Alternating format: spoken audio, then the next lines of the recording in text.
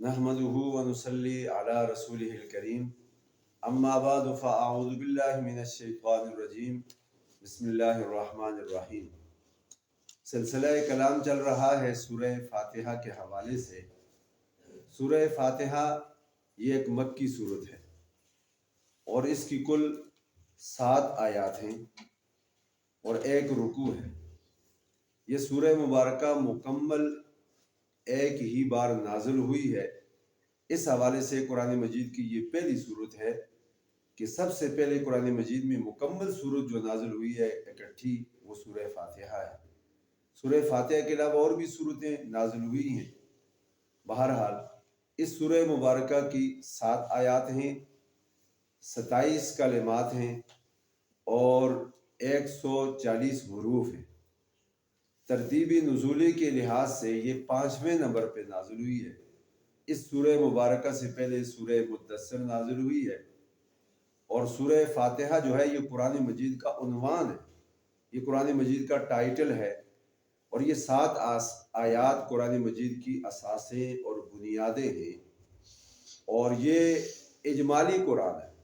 ये कुरान मजीद मुख्तसर तरीन आयात में या इकट्ठी एक सूरत में, फातिहा की सूरत में है और आगे पूरे 30 पारों में उसकी तफसीलात हैं, उसकी वजाहत है और उसकी पूरी डिटेल बयान की गई है। उसके साथ साथ सूरह फातिहा में रब्बुल आलमीन की सिफ़ात का बयान है, दुआ है, शिफा है और ये रूहानियत की ग़िज़ा है। गोया कि सूरह फातिहा के अंदर सारा कुरान मजीद है, सारे उलूम, फ़नून और ख़जाने इसके अंदर जमा है।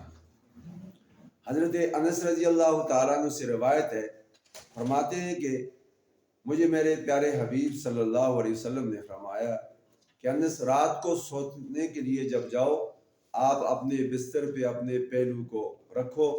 जब लेटना चाहो, सोना चाहो, तो उस वक्त तुम एक अमल कर लिया करो। अमल क्या है कि तुम सूरह फातिहा और सूरह इखलास पढ़ लो, मौत के सिवा हर चीज़ से अमन और हिफाजत में हो जाओगे। ये सूरह फातिहा है जिसकी ये फजीलत है कि आदमी को अमन और हिफाजत मिल जाती है। उसके अलावा रवायात में जैसे सूरह आयतुल कुर्सी के बारे में भी आता है कि जब आदमी रात को आयतुल कुर्सी पढ़ ले, 1 बार, 2 बार, 3 बार, उसके घर वालों की मुकम्मल तौर पर हिफाजत हो जाती है, फरिश्ते उसकी हिफाजत में लग जाते हैं। तो हमें ये चाहिए कि ये जो हम नेक अमाल करते हैं इसको हम करें। ये जो दुआएं हैं ये हमारा हिफाजती हिसार है, हम ये दुआएं करें। एक सुबह शाम पढ़ने की दुआ है, बिस्मिल्लाहिल्लज़ी ला यज़ुर्रु मआ इस्मिही शैउन फिल अर्ज़ि वला फिस समाई व हुवस समीउल अलीम। ये दुआ आदमी सुबह पढ़ ले तो शाम तक उसकी हिफाजत होती है और शाम को पढ़ ले तो सुबह तक हिफाजत होती है। आप बखूबी जानते हैं हमारा मुखालिफ, हमारा दुश्मन हम पे हमला आवर होता है, हमारे ऊपर बार बार अटैक करता है, हमें मिटाना चाहता है, हमें ख़त्म करना चाहता है। वो नज़र बद की सूरत में भी है, वो नफ्स की सूरत में भी है, वो शैतान की शक्ल में भी है और हमें न चाहने वाला भी है। तो ऐसे हालात होते हैं, किसी को हम जहर लगते हैं और किसी को शहद लगते हैं। कोई मुखालिफ होता है, कोई हमें मिटाना चाहता है, दीवार से लगाना चाहता है, तो उसका दाव, उसका हमला हमेशा नाकाम रहता है। उसकी वजह हम ये दुआएं पढ़ते हैं तो अल्लाह पाक की तरफ से हमारी हिफाजत हो जाती है और हिफाजत के लिए फ़रिश्ते मुकर्रर हैं।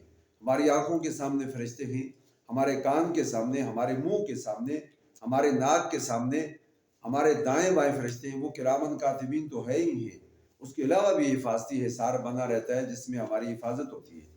हज़रत खालिद इब्न वलीद रज़ी अल्लाह तआला अन्हु के पास एक ईसाई आया।